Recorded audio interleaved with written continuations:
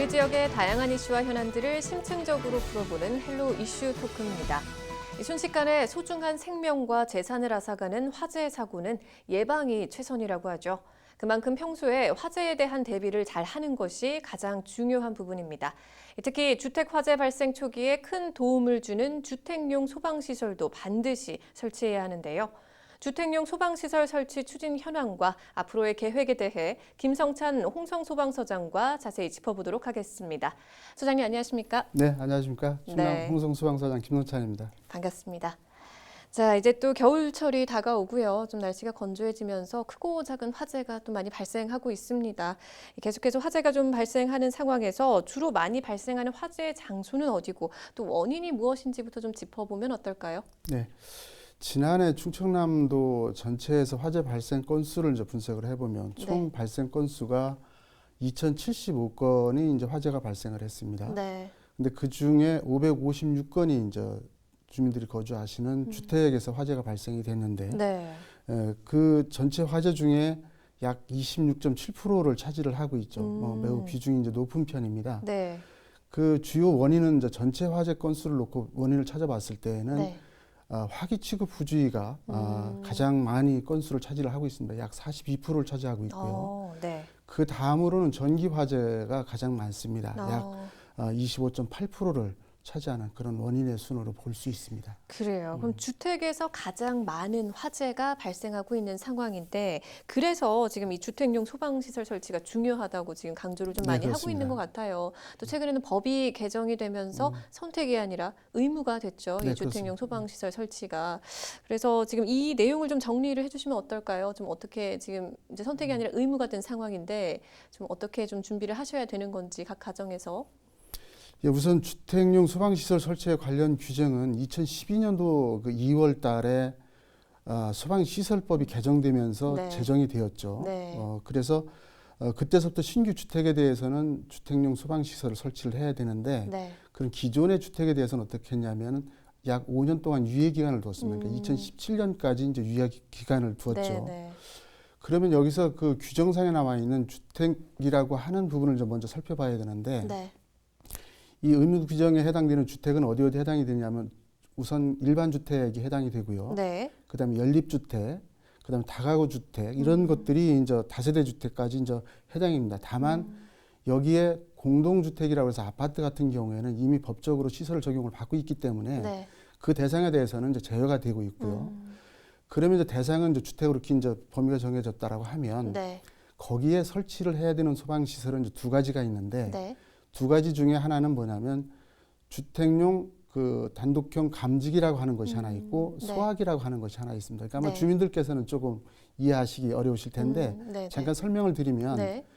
주택용 감지기라고 하는 것은 뭐냐면 화재가 발생되면 그곳에서 발생되는 열과 또 연기와 불꽃을 통해서 독립적으로 그 센서에 의해서 감지를 하게 됩니다. 그러면 네. 그 내장되어 있는 음향 경보 장치를 통해서 화재 발생 사실을 알리는 경보음이 발생을 하게 되죠. 네. 이제 그래서 이제 다른 일을 하고 있다가 이제 모르고 있는 사이에 그 음을 듣게 되면 아 화재구나라고나 이렇게 이제 인식할 수 있는 것을 알려주는 이제 그런 감지기이고요. 네. 이제 소화기 같은 경우에는 뭐 너무나 잘 아시겠지만 소화 약재를 일정한 용기에 저장하고 있다가 사람이 네. 이제 수동으로 조작해서 화재가 발생한 장소나 대상에 대해서 사람이 갖다 그 약재를 뿌리게 되면 네. 진압이 되는 그런 소화 기구가 되겠습니다. 그래서 네. 이 두 가지를 주택용 소방 시설이라고 이야기를 합니다. 네, 그래요. 근데 그럼 지금 이 두 가지를 의무적으로 설치를 해야 된다고 벌써 지금 거의 한 10년 가까이 된 거잖아요. 이 네, 그렇습니다. 개정이 된 지가. 하지만 실제로 현장에서 각 가정에서 얼마나 설치가 되어 있는지가 좀 궁금하긴 해요. 그러시죠. 네, 설치 현황은 좀 어떻습니까? 이것도 이제 전체 충남 전체 통계를 놓고 보시는 것이 좀 좋을 것 같은데요. 네. 충남 전체적으로 이제 아까 말씀드렸던 그 주택 대상을 봤을 때 45만 2,200여 가구가 이제 설치 대상이 되죠. 네. 그 중에 지금 저희들이 이제 그 이 법이 개정된 이후에 이제 계속 저희들이 이제 추진해왔던 사항에 보면 약 31만 3,100여 가구가 지금 현재 보급이 돼 있고요. 네. 전체 프로수로 보면 한 69% 정도가 될 겁니다. 저희 홍성소방서 관내에서도 약 그 2만 9천여 가구가 지금 대상인데 네. 그중에 2만 500가구 정도를 저희들이 보급을 해서 네. 지금 현재 약 70%, 그러니까 돈의 전체 비슷하게 가죠. 네. 이제 그렇게 지금 현재 보급률을 갖추고 있습니다. 그렇다면 지금 이렇게 70% 정도를 이렇게 70% 정도만 이렇게 설치를 하고 있는 이유가 뭘까요? 다들 좀 잘 몰라서 그러시는 걸까요, 아직? 아, 네. 우선은 그 앞에서 말씀드렸듯이 그 주택용 수방시설 설치가 의무화는 되어 있지만 네. 이제 이 관심이 없거나 이제 무관심이죠. 어찌 보면 뭐 나한테는 화재가 일어나겠나 네. 싶어서 이제 그런 소화기를 보급 내지는 확보하는 것을 좀 무관심해서 아무래도 좀 그 추진 실적이 좀 떨어지지 않나 이렇게 생각을 하고 있습니다. 네. 그래서 이런 것들의 그 소극적인 생각을 좀 인식을 개선하기 위해서 저희가 앞으로 지속적인 홍보 활동을 통해서 모든 그 가구 대상에 소화기가 보급될 수 있도록 노력하도록 하겠습니다. 그래요. 그럼 뭐 홍성 소방서에서는 어떻게 이 소방 시설을 좀 보급하고 확대해 나갈 계획이신 건가요? 그동안은 이제 이게 충남 전체로 이것도 통계로 말씀드리는 것이 좋을 것 같은데 네. 그동안 충남 도내에서는 이제 사회적 약자, 취약계층 뭐 이런 대상을 통해서 아무래도 자발적으로 이제 그 자기 비용을 들여서 확보하기가 어렵기 때문에 도나 시군의 예산을 통해서 이제 지원하거나 아니면 지역 기업체 또 봉사단체의 어떤 기부 또 선물 보내기 여러 가지 어떤 이런 그 캠페인 내지는 어떤 그런 사항을 통해서 네. 저희들이 보급 활동을 지속해 왔습니다. 네. 그래서 그런 대상에 대해서는 이제 저희들이 예산상으로 지원해 주는 것을 큰 무리 없이 이제 지원을 해와서 이제 완비를 해왔는데요. 네. 일반 주택까지 저희들이 그 지원을 다 하기는 좀 규정상 어려움이 있었습니다. 그러나 이 근거를 이제 지금 저희 충남 홍성소방서에서는 네.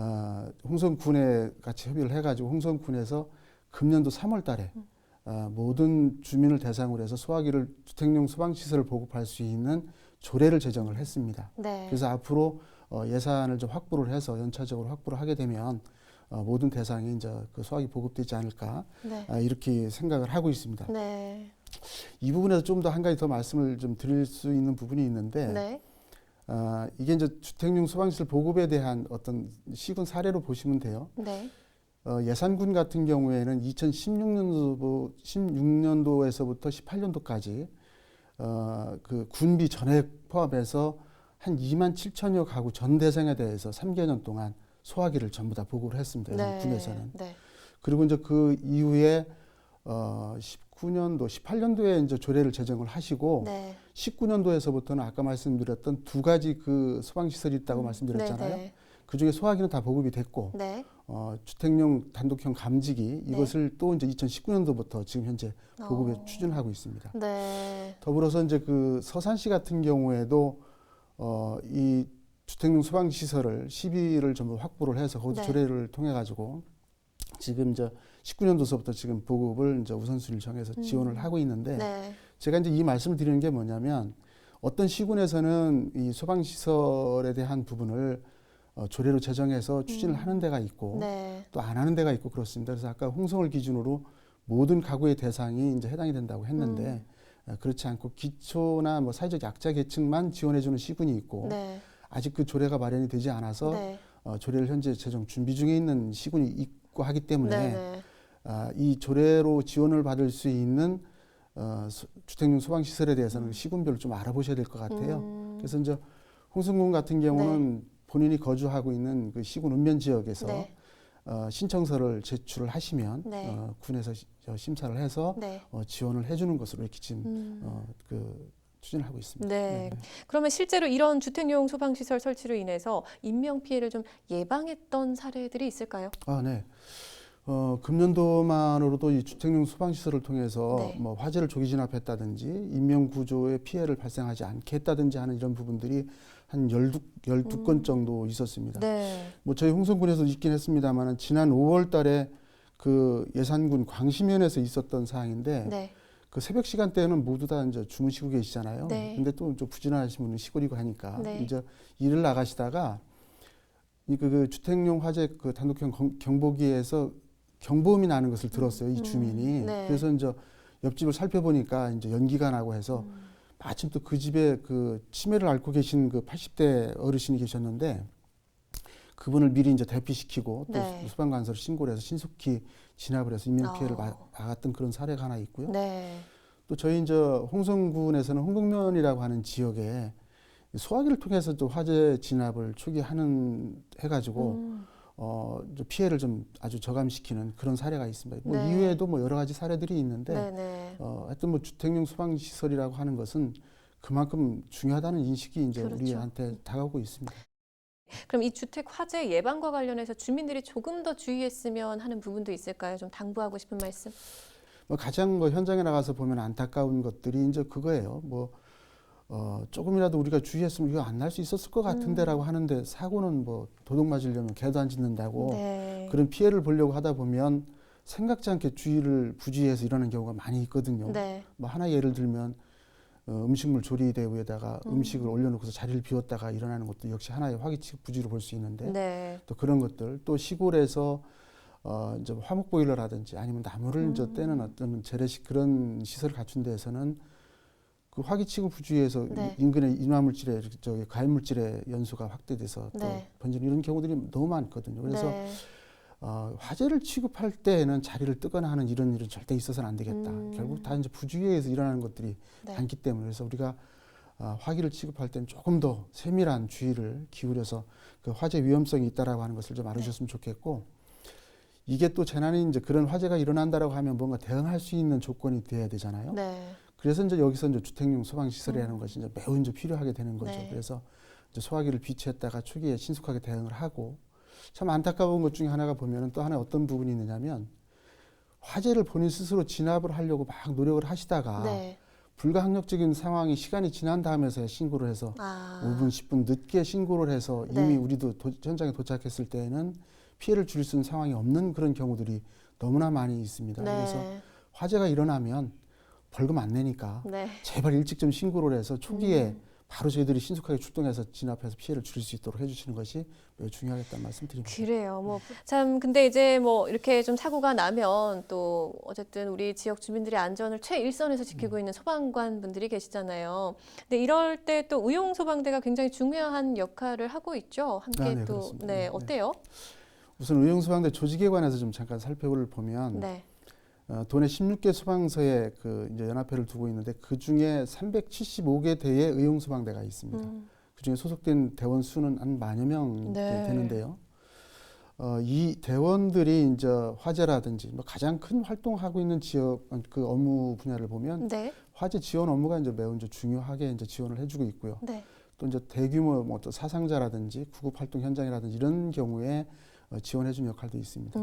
이 중에 이제 저희하고 이제 비슷하게 전담 의용소방대라고 하는 데가 이제 80개 대가 있는데 네. 이 80개 대는 또 도서 지역에도 있고 그 다음에 이제 소방서로부터 원거리 지역에 있어서 이제 물리적 한계라는 게 있지 않습니까? 네. 아무리 빨리 가고 싶어도 거리가 있어서 못 가는 그런 그렇죠. 지역에다 이제 두는 이제 전담 의용소방대거든요. 네. 그 이분들은 지역에서 이제 생업에 종사를 하고 있다가 저희들이 비상 연락망을 통해서 해당 지역의 인근에 화재가 발생되었다고 연락을 드리면 네. 생업을 멈추고 즉시 이제 소방차를 가지고 출동을 합니다.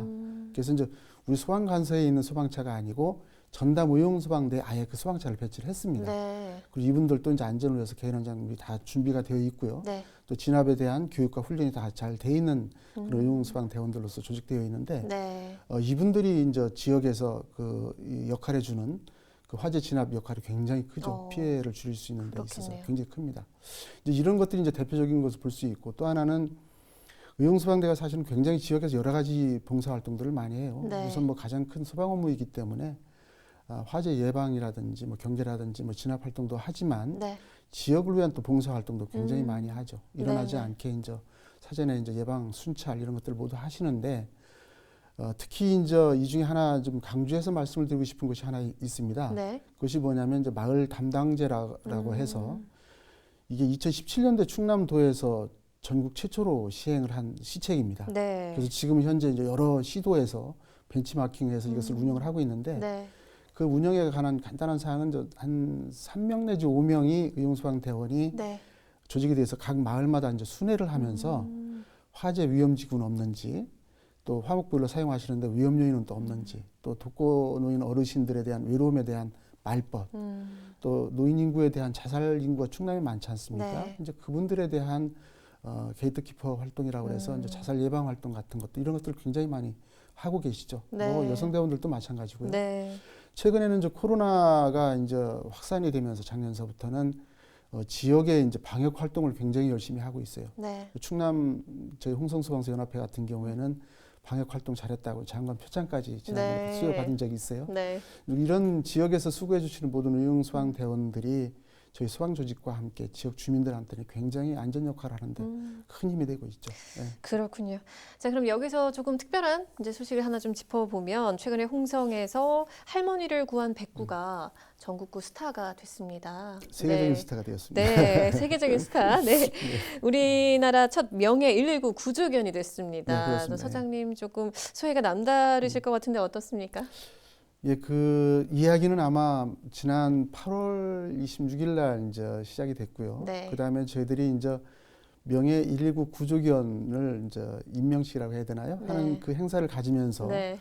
보도를 통해서 이제 국내에 확산이 되고 또 뭐 미국에까지 세계적인 방송까지 이렇게 이제 확산이 됐던 네. 그런 사례죠. 이제 네. 지역에서 있었던 아주 굉장히 아름다운 미담입니다. 네. 이제 뭐 많으신 분들이 이제 그걸 언론을 통해서 보셨겠지만 저희가 이제 제가 다시 한번 잠깐 말씀을 드리면 네. 이 90대 어르신이 충남 저희 그 홍성 서부면이라고 하는 지역이 있어요. 네. 그 시골 지역인데 90대 치매를 앓고 계신 어르신이 이제 갑자기 이제 집을 나가셨죠. 이때 이제 강아지 2마리가 이제 따라 나간 거예요. 근데 이제 돌아오셨으면 참 좋았는데 네. 그때 막 폭우도 오고 그랬었거든요. 근데 이 할머니가 돌아오지 못해서 실종 신고가 된 거예요.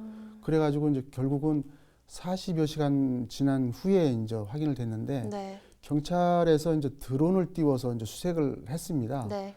이제 의심 가는 지역을 이제 그 벌판을 전부 다 수색을 했는데 이제 거기에서 이제 그 드론의 열화상 카메라라고 해서 네. 사람의 체온이나 동물의 체온을 감지해서 어느 그 위치를 확인할 수 있는 것들이 있거든요. 네. 그 기구를 상해서 이제 홍성경찰서에서 위치 확인을 됐어요. 보니까 사람은 아닌데 체온이 있는 거예요. 네네. 그래서 이제 나중에 이제 그것을 확인해 보니까 거기에 이제 할머니가 쓰러져 계셨던 거죠. 그러니까 네. 할머니가 그 한 40시간 정도 가까이 논에서 그 비 맞으면서 계셨으니까 네. 체온이 이제 떨어진 거죠. 그러니까 네. 이 드론이 감지한 것은 사람의 체온을 감지한 것이 아니라 백구라고 하는 그 강아지 체온을 감지한 거예요. 그래서 이제 거기 현장에 가보니까 네. 이제 어르신이 거기 계셨던 거죠. 네. 네, 그래서 이 백구가 인명 구조를 하는데 직접적인 역할을 했다. 그래서 저희들이 이제 그 명예 119 구조견을 위촉할 수 있는 근거에 의해서 네. 위촉하고 행사도 갖고 해서 네. 훈훈한 코로나 시기 어려운 시기에 훈훈한 미담 사례가 됐습니다. 그래요. 네, 네. 정말 그 백구가 할머니 곁을 지켰기 때문에 할머니가 이렇게 구조가 된 거잖아요. 그렇죠. 네. 네네. 정말 요즘같이 조금 어렵고 힘든 시기에 좀 따뜻한 이렇게 온기를 전해준 소식이었던 맞습니다. 것 같습니다.